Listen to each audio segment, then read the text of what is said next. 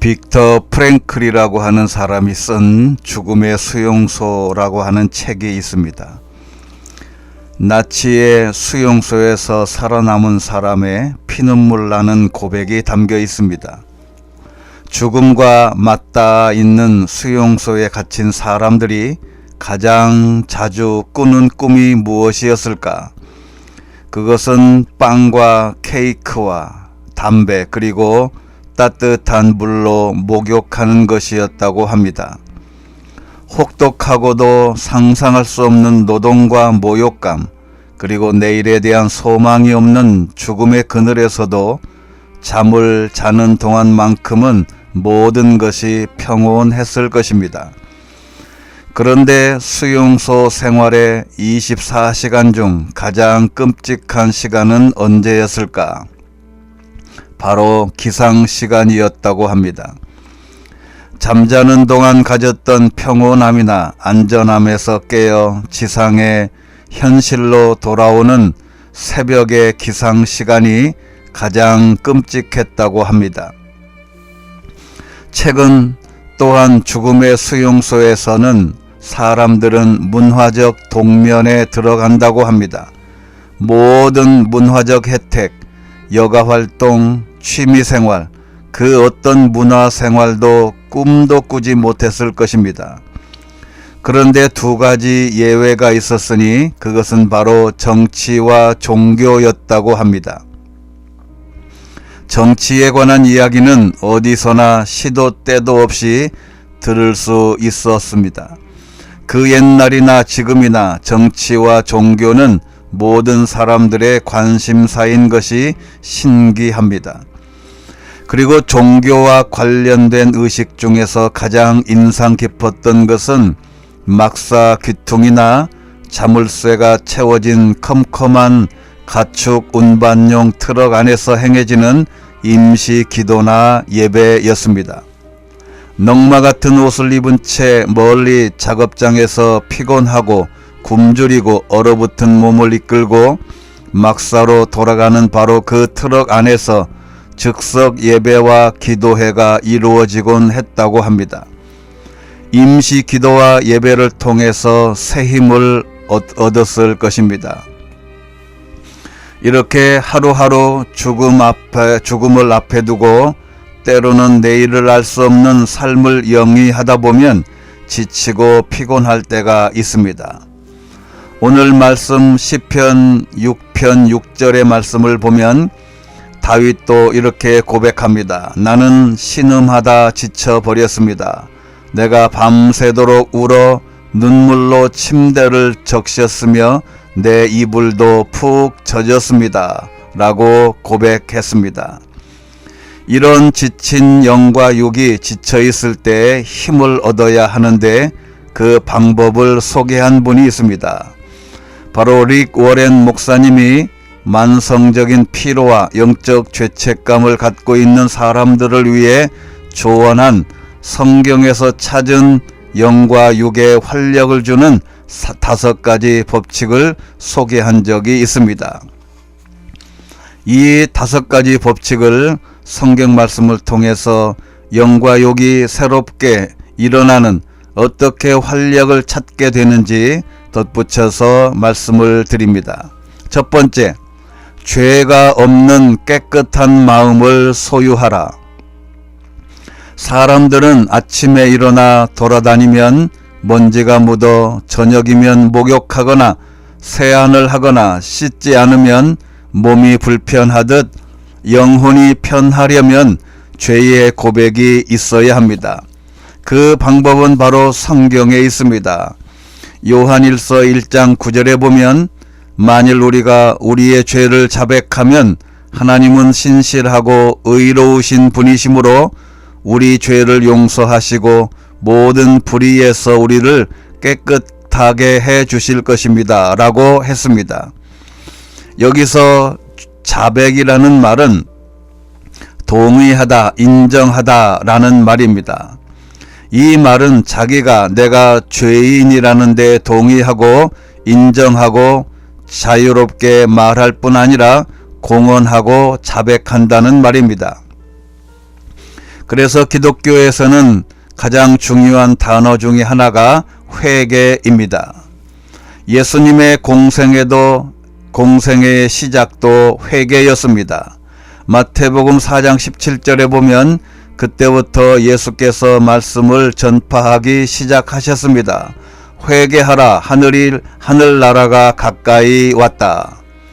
사실 우리가 매주 주일에 나와 예배하는 것도 바로 이 회개가 일상이 되고 해결하려는 행위입니다.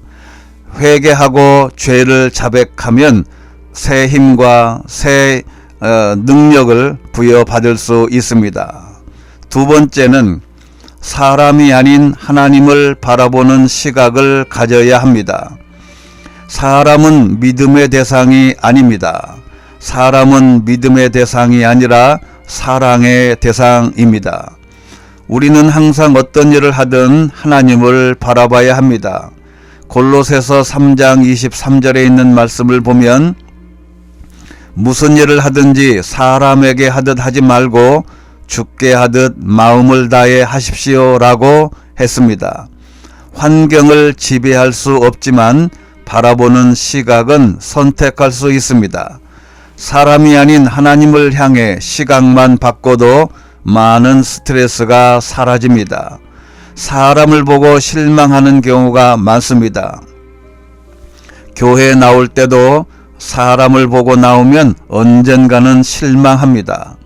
사람들은 말합니다. 교회 가도 별 수 없네. 교회 다녀도 목사도 장로라는 사람이 그럴 수 있나? 권사님이 그럴 수 있나? 실망하고 낙담하면서 하는 말이 그래서 나는 교회 안 나간다 라고 합니다. 우리는 사람이 아닌 하나님을 바라봐야 합니다. 세 번째는 비전을 향해 항상 갱신되는 목표가 있어야 합니다. 사도 바울은 끊임없이 새로운 꿈을 꿨습니다. 빌립보서 3장 13절의 말씀을 보면 형제들이여 나는 그것을 붙잡았다고 생각하지 않습니다. 그러나 이 한 가지만은 말할 수 있는데 곧 뒤에 있는 것은 잊어버리고 앞에 있는 것을 붙잡으려고 쫓아갑니다 라고 했습니다. 나는 이제 나이가 80인데 나는 이미 노쇠했는데 나는 이미 그 나이를 지났는데 이런 생각을 하지 말고 더 도전하고 새로운 꿈과 목표를 세워야 합니다. 모세는 사역을 80부터 시작했습니다. 새 벽두에는 더 그렇습니다. 그러기 위해서는 과거는 잊어야 합니다. 사도 바울은 뒤에 있는 것은 잊어버리고 라고 했습니다. 여기 잊어버리고 라고 하는 말은 무관심하다, 잊다, 더 이상 염려하지 않는다, 망각하다는 뜻입니다. 과거는 잊어버려야 합니다. 화려했던 실패했던 모두 잊어버려야 합니다. 그래서 14절 말씀에 그리스도 예수 안에서 하나님께서 위에서 부르신 그 부름의 상을 위해 표대를 향해서 쫓아갑니다 라고 했습니다. 표대는 보이는 먼 표적이고 보고 있는 목표입니다. 새로운 목표를 늘 세워야 합니다. 나이에 상관없습니다. 뭔가 도전하고 새로운 것을 계획해야 합니다. 여기 쫓아간다라고 하는 말은 잡기 위해 빠르게 달리다, 뒤쫓아 달리다 라는 뜻이 있습니다. 그냥 주의 사역을 위해서 어떤 목표를 향해서 걷는 것이 아니라 빠르게 달리며 뛰는 것이어야 합니다. 네 번째는 서로 격려하고 후원하는 모임에 가입해야 합니다. 혼자서 모든 일을 감당하려면 힘이 빠집니다. 항상 서로 격려하고 후원하는 모임에 가입해서 서로가 힘을 얻어야 합니다. 그 모임 중에 가장 중요한 모임은 예배입니다. 히브리서 10장 25절 말씀에 보면 어떤 사람들의 습관과 같이 우리들 스스로 모이는 일을 소홀히 하지 말고 오직 서로 권면합시다. 또한 그날이 다가오는 것을 볼수록 더욱 그렇게 합시다 라는 말씀이 있습니다. 모이는 일을 소홀히 하지 말고 서로 권면하라는 말씀입니다. 여기 모이기를이라고 하는 헬라어는 에피시나고게라고 하는 말입니다. 이 말은 예배와 관련이 있는 단어입니다. 여기 이 단어는 회당, 시나고그라고 하는 단어에서 왔습니다. 이 시나고그 회당은 유대인의 기본적인 모임 장소입니다. 그래서 완전한 모임, 예배를 위한 기독교적 회집이라는 뜻입니다. 그리고 문제는 그날이라고 하는 시간의 개념입니다. 이 그날은 이 시대의 마지막 날, 재림과 심판의 날입니다. 그런데 더 중요한 뜻이 있습니다. 그의 사는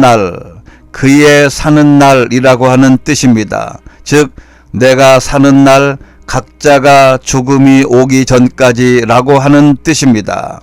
바로 우리는 우리의 죽음이 오기 전에, 심판의 날이 오기 전에 서로 격려하고 후원하는 모임, 예배에 가입해서 끊이지 않는 예배를 도모해야 합니다.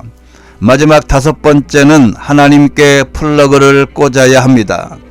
이사야서 40장 31절 말씀 보면 여호와를 바라는 사람들은 새로운 힘을 얻을 것이다. 독수리가 날개치면서 솟구치듯 올라갈 것이고 아무리 달려도 지치지 않고 아무리 걸어도 피곤하지 않을 것이다 라고 했습니다. 우리 인생의 삶에서 항상 하나님께 플러그를 꽂아야 합니다. 우리가 갖고 다니는 핸드폰은 항상 충전을 해야 합니다. 항상 플러그를 전기 플러그에 꽂아야 충전되듯 우리는 하나님께 플러그를 꽂아야 합니다. 바로 플러그를 꼽는다는 것은 예배입니다. 예배는 바로 하나님께 플러그를 꽂고 있는 시간입니다. 꽂는다는 말은 앙망하다, 바란다는 뜻입니다. 앙망이라고 하는 히브리어는 카바인데 함께 묵다, 참을성 있게 기다리다 라고 하는 뜻입니다. 하나님을 바라보고 하나님과 함께 묶여서 바라보는 것이 플러그를 꽂는 것입니다. 그렇게 하면 피곤치 않는다고 했습니다. 피곤하다 라고 하는 뜻은 지치다, 피곤해지다, 약하다 라고 하는 뜻인데 하나님께 플러그를 꽂고 묶여 기도하고 예배하면 피곤하지 않는다는 것입니다. 지치지 않는다는 것입니다. 하나님께 플러그를 꽂으면 독수리가 날개를 치면서 솟구치듯 올라갈 것이고 아무리 달려도 지치지 않고 아무리 걸어도 피곤하지 않을 것이다 라고 했습니다. 여기 독수리는 네쉐르인데 즉 독수리, 정확한 학명으로는 흰목 대머리 수리를 말합니다. 길이는 대략 95cm에서 105cm이며 양 날개의 길이는 240에서 280cm이며 꼬리의 길이는 대략 30cm입니다. 무게는 육중한 편이어서 6에서 11kg 정도 나가는 아주 큰 날짐승입니다. 바로 이런 독수리가 창공을 날아오르듯 오르겠다고 표현하고 있습니다. 우리는 그 창공을 날아오르듯 하나님께 플러그를 예배에 항상 꽂고 있으면 새 힘을 얻게 될 것입니다. 어느 한 대학 노 교수님이 이런 마지막 퇴임식에서 고백을 했습니다. 명문대 출신에 많은 책을 번역하셨고 10,000권의 책을 읽으셨다고 합니다.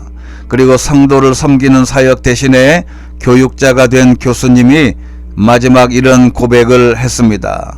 내가 책 10,000권이 아니라 성경책을 10,000번을 봤다면 내 인생이 달라졌을 것입니다. 이 말씀이 정답입니다. 말씀 안에서 소망을 찾게 되시기를 축원합니다. 정리하면 이렇습니다. 우리가 생애에서 영과 육이 활력을 얻고 지치지 않으려면 첫째, 죄가 없는 깨끗한 마음을 소유하라. 두 번째, 사람이 아닌 하나님을 바라보는 시각을 가져라. 세 번째, 비전을 향해 항상 갱신되는 목표를 가져라. 네 번째, 서로 격려하고 후원하는 모임, 예배에 가입하고 모임에 가입하고 예배를 게을리하지 마라. 그리고 다섯 번째, 하나님께 플러그를 꽂아야 합니다. 이 다섯 가지를 통하여 우리 생애에 언제나 지치지 않고 영과 육이 활력을 얻어 독수리가 날개치며 올라감 같은 새 힘을 얻게 되시기를 주의 이름으로 축원합니다.